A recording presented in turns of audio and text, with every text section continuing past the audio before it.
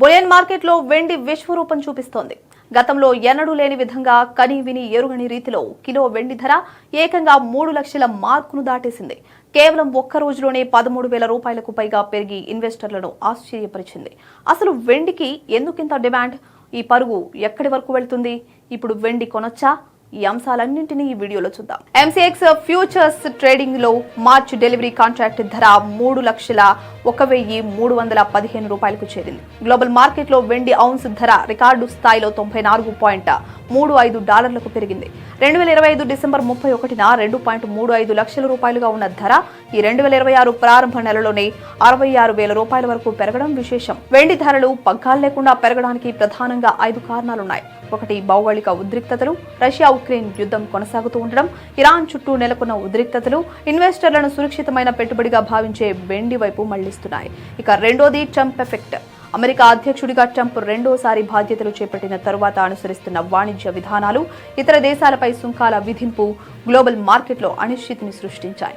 మూడోది పారిశ్రామిక డిమాండ్. వెండికి కేవలం ఆభరణాల గిరాకీ మాత్రమే కాదు, సెమీకండక్టర్లు, సోలార్ ప్యానెల్స్, ఎలక్ట్రిక్ వాహనాల తయారీలో వెండి వాడకం విపరీతంగా పెరిగిపోయింది. ముఖ్యంగా నెక్స్ట్ జనరేషన్ బ్యాటరీలలో వెండి వినియోగం ధరలకు రెక్కలు తెస్తోంది.